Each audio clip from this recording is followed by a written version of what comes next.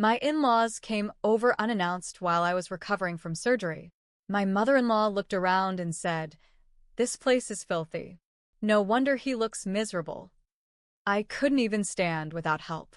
My husband said, "Just let it go. She's old school." So I hired a cleaner, sent them the bill, and when they refused to pay, I posted the before photos online with her comments word for word. I had surgery on a Thursday. Laparoscopic, but painful. They had to go in through my abdomen and remove some tissue, and even though they said it was minimally invasive, I felt like I'd been hit by a damn truck. I was bleeding, bloated, and couldn't move right. The staples tugged every time I tried to sit up.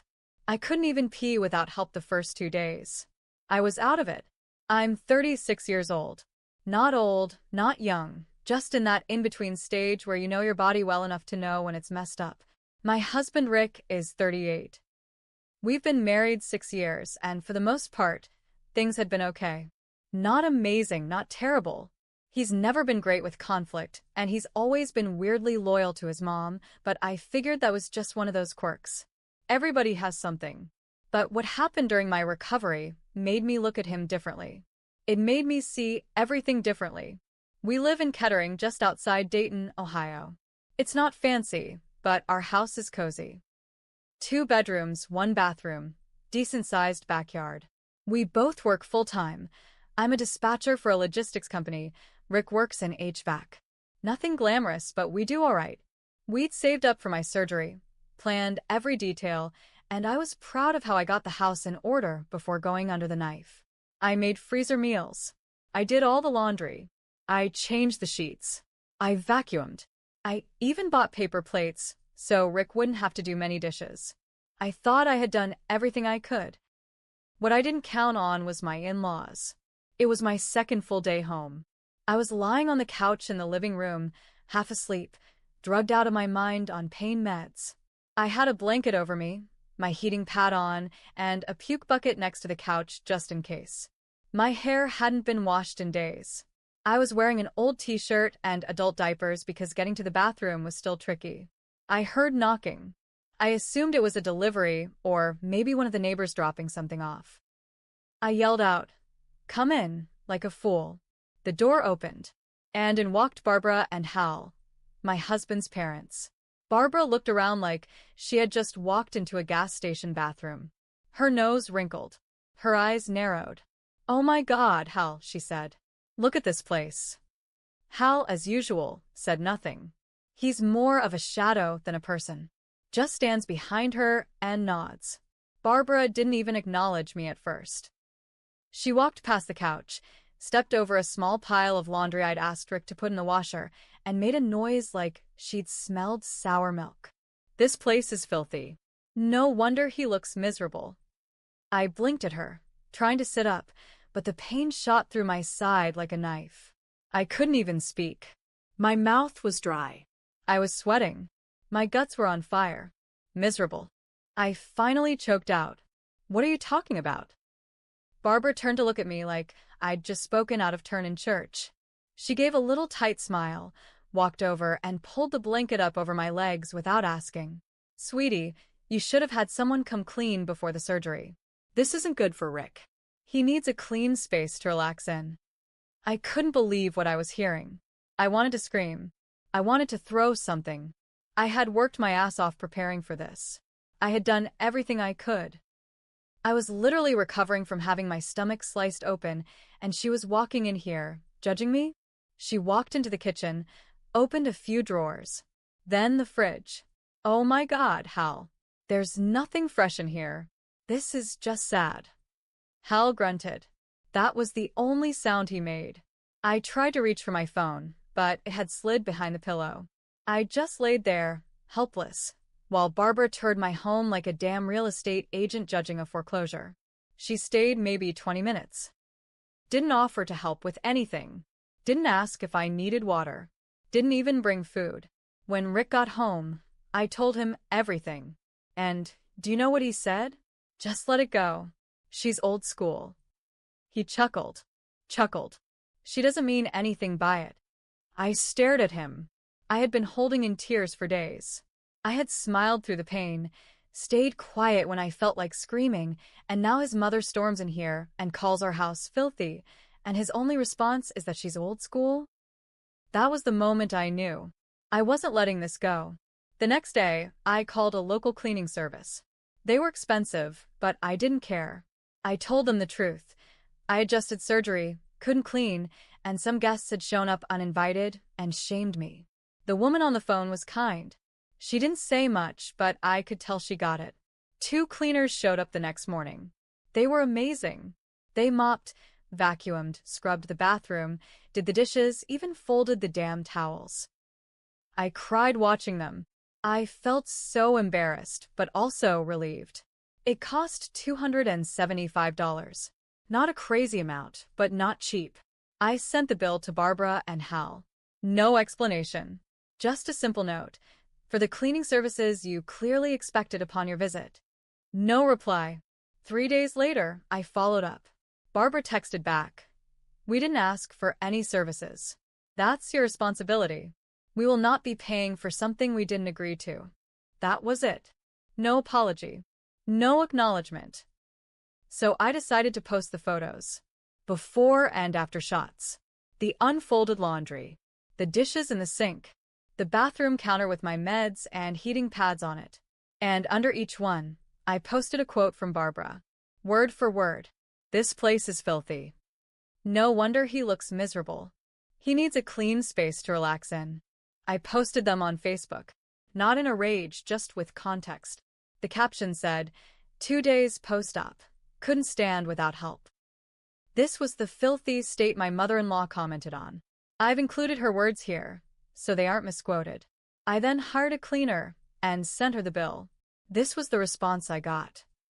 It didn't go viral, but it got traction. My coworkers saw it. So did a few of Barbara's church friends. She called Rick crying the next day, saying I had embarrassed the family. Rick told me I was being cruel. I told him that letting someone come into our home, insult me while I was sick, and then refusing to take responsibility, that was cruel. He slept on the couch that night. Rick didn't talk to me much the next few days. He moved around like a ghost, grabbing his toolbox, coming home late, sitting at the kitchen table staring at his phone. I didn't care. I was done playing nice. By the time I was strong enough to shower on my own, the Facebook post had over 200 comments, most of them supportive. A few of them vague and judgmental, the kind that come from older women who still think airing dirty laundry is worse than being humiliated. But the most surprising thing was a private message I got from Rick's cousin, Marcy. She wrote, "Just saw your post. I'm not surprised. Aunt Barb did the same to my mom after her surgery. Called her lazy and made fun of her weight. You're not alone. She's cruel." That one message lit a fire in me. I wasn't just being sensitive. I wasn't imagining things. Barbara had a pattern. I asked around.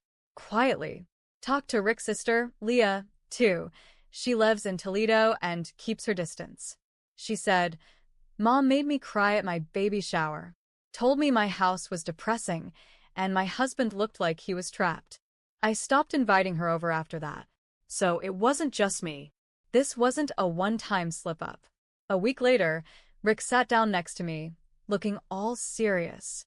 He said, Mom's been getting calls from her church friends. She says she can't go back there until you take that post down. I looked at him dead in the face and asked, And what do you think? He shrugged. Maybe just delete it. It's not worth the drama. You proved your point. I said, she humiliated me while I was recovering from surgery. She made me feel worthless in my own home. And you're more worried about her reputation at church? Rick didn't answer. He just picked at the label on his beer bottle and wouldn't look me in the eye. I told him, if you want me to take it down, she has to apologize. And she has to pay the damn cleaning bill. He got up and walked out. Didn't come home that night. The next day, Barbara created a new group chat called Family Matters. She added Rick, me, Leah, Hal, and a few cousins. Her first message, this drama needs to stop. What was posted online was misleading and unfair. I never meant to hurt anyone, but this attack on me has gone too far. I responded, Your words were quoted. Your actions were witnessed. If you feel attacked, maybe it's because the truth is uncomfortable. She replied, It's not Christian to shame your elders publicly. Leah chimed in, It's not Christian to walk into someone's home while they're recovering from surgery and tear them down. Then Rick left the group chat. Just exited, like a coward. Barbara messaged me privately. I hope you're happy. You've turned my own son against me. I stared at that message for a long time. Then I typed, No. You did that all by yourself. The next few weeks were cold and quiet. Rick came home late, slept on the couch because his back hurt, kept his phone locked. Then one Friday, I woke up at 2 a.m. to pee and found the couch empty. His car was gone. When he came back the next morning, I asked where he was. He said, Needed space. Slept at Dave's. I said, Then show me the text from Dave. He glared at me. That's when I realized something else was going on. And I wasn't done with Barbara yet. I had something else planned. Because I'd learned something in that family group chat, something Barbara didn't mean to let slip. She said, I never meant to hurt anyone, but a few days earlier, she told Rick I was faking how bad the surgery was. That maybe I was exaggerating to get attention. That was the match. And I was about to light it. After Rick's night at Dave's, I started watching him more closely. I had a gut feeling one I didn't want to admit out loud. I checked the shared phone bill. Not because I wanted to spy, but because something felt off. Numbers I didn't recognize. Texts and calls at weird hours. Same area code. Local. So, I called one of the numbers. A woman answered. She sounded surprised, maybe mid-30s, same age as me. Hello. I froze for a second, then said, Hi, this is Rick's wife. Who am I speaking with? Long pause. Then the line went dead. I didn't even have to call back. That told me enough. Rick wasn't just defending his mom. He was lying to me about everything. The next morning, I sat Rick down. I know, I said. Don't lie to me. He stared at the table. Didn't speak for a good 30 seconds. Then he muttered. It didn't mean anything. I just needed to talk to someone. While your wife was recovering from surgery? He said nothing. I stood up. You can go now. And I'll be sending the rest of the cleaning bill to your mom, with the lawyer's note attached. His eyes widened. You're involving lawyers now? I nodded. Yep. Since your family wants to play games, I'm playing back, with rules. Leah, Rick's sister, messaged me again a few days later. You should look into Mom's Facebook history, she said. I didn't understand what she meant until she sent screenshots. Turns out, Barbara had been leaving nasty comments on local community pages for years, shaming single moms, mocking neighbors with messy lawns, calling people unfit for all kinds of petty reasons. It was all public, all under her real name. So, I started collecting them. I made a folder. 37 screenshots. Some of them were from posts about disabled veterans. Others were about people asking for help after surgery, just like I had gone through. One comment said, If you can post online, you can mop your floor. She posted that under a story about a woman recovering from a C-section. I knew what I had to do next. I didn't go back to Facebook this time. I went bigger. I submitted a story, anonymously, to a local Facebook community group Barbara was active in. It was titled, My Emile called me filthy while I was recovering from surgery, then refused to pay for the cleaner after showing up uninvited. It went viral in the group. People guessed who it was. Fast. Because I included one of her exact quotes and linked one of her public comments from her own account. The group turned on her hard. One woman commented, I remember her judging my daughter's GoFundMe. This is the same woman. Someone else replied. She tried to get our neighborhood association to fine a guy with a disability because he didn't mow his lawn. She's a menace. Barbara left the group the next day. Deleted her account 2 days later. Rick came by that weekend to talk. He looked like hell. Thin, pale, shaking. Said he was staying with a friend from work. Then he dropped the real bomb. My mom's threatening to sue you for defamation. I laughed. Let her. Truth isn't defamation. And I have screenshots. You want to see them? He didn't. Instead, he looked at me with his pathetic face and said, "Can we fix this?" I looked him dead in the eye. "You didn't try to fix anything when I needed you most. So no, Rick. We can't." While digging through old emails and texts, I found something strange. A forwarded message, buried in my inbox. From over a year ago. It was from Rick. He had copied me on an email to his mom back when we were planning a joint birthday party for his niece. I must have skimmed past it at the time. But now, reading it again, something stood out. He had written, "Don't worry, I told her we couldn't lend the money this time. Just say it came from me." Wait, lend money? I searched through more messages. Turns out Barbara had asked Rick to borrow $3,000 last year for roof repairs. Rick didn't have it. I did. I had just received a small work bonus. Rick told me he wanted to put it toward the emergency fund. I agreed. But what really happened? He gave that money to Barbara.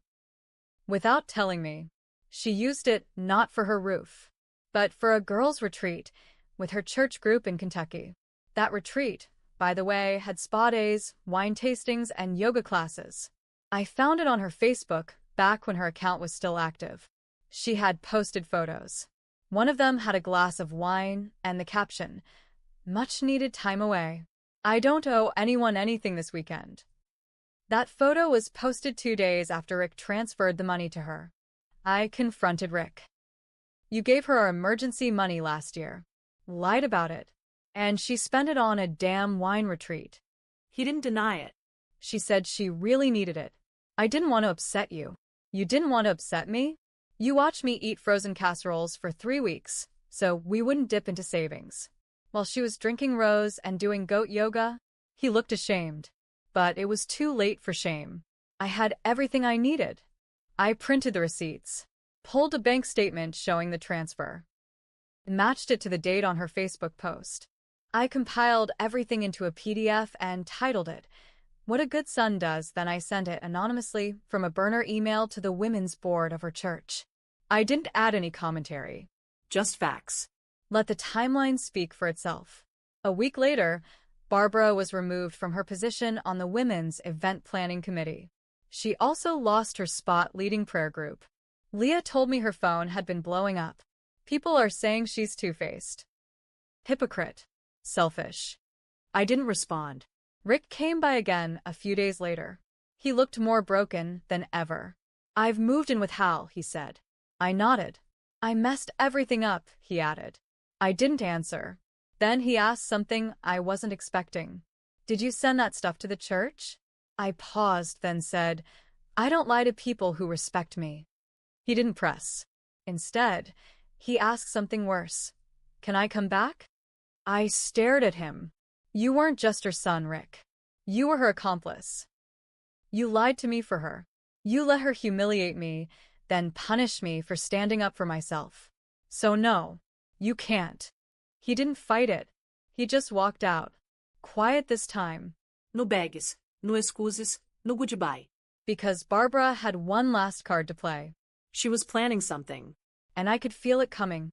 It came quietly at first. A letter in the mailbox. Not handwritten, printed and typed, neat and formal. It was from Barbara. 2 pages long. She didn't apologize. Not once. She explained. She wrote things like, "I was raised to believe the home reflects the woman. Rick was always too soft, and I had to protect him. You embarrass me online, and that can never be undone." Then came the final line. "You may have turned my son against me, but I still know what you did." I didn't understand it at first, but I was about to find out. I used to help out with the local food drive at our community center every month. People I'd known for years, some of them stopped speaking to me. Others gave short nods and turned away. One woman pulled me aside and said, "I don't know what happened between you and Barbara, but maybe next time, handle it privately." Privately? She humiliated me while I couldn't stand without help. And I handled it with facts. But none of that mattered now. Barbara was telling her version of the story. That I had smeared her.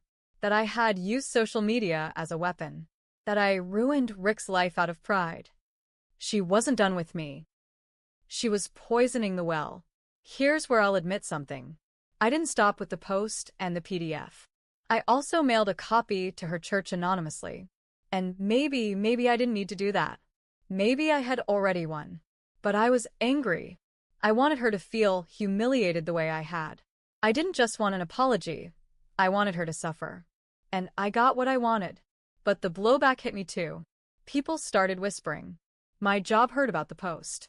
Someone made a complaint to HR. Said I was cyberbullying a senior citizen. It didn't go anywhere legally, but the damage was there. My boss pulled me aside.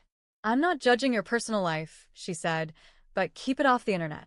Rick messaged me out of nowhere one night. Said he'd been laid off. Not fired, just part of company changes. But I knew the truth. He was distracted, missing appointments, losing focus. His whole life was unraveling. He asked if we could meet up. Just talk. I agreed. We met at a diner halfway between our old house and his dad's place. He looked like a man who hadn't slept in weeks. He said, I was a coward. I know that now. I nodded. Let him speak. She used me, he said. Mom. She always did. And I let her. Then he looked me in the eye. And you didn't let anyone use you. Not me. Not her. It sounded like a compliment. But it wasn't. Because what he was really saying was, you fought back. Harder than I ever could. And now you're just as cold as she is. I mailed her one more letter. No return address. No signature. Just a photo. A copy of the hospital discharge paper with the words, 2 days post-op, uninvited. Unforgivable. And a sticky note that read, you made your bed. I never heard from her again. Rick and I divorced. Quietly. No court fights. No screaming. Just paperwork and silence. He didn't fight me on anything. Didn't ask for the house. Didn't even want the furniture. I kept it all. Not out of spite, but because I had built that life. I had cleaned it, fought for it, protected it. Barbara, from what I hear, still goes to a new church. Smaller. Out in Troy. Doesn't post anymore. Doesn't speak to Leah. Barely sees Rick. I don't know if she learned anything. But I do know this. The next time someone thinks they can walk into a woman's home while she's bleeding and broken and call her filthy, they'll think twice. Because I made an example out of her. And I'll never apologize for that.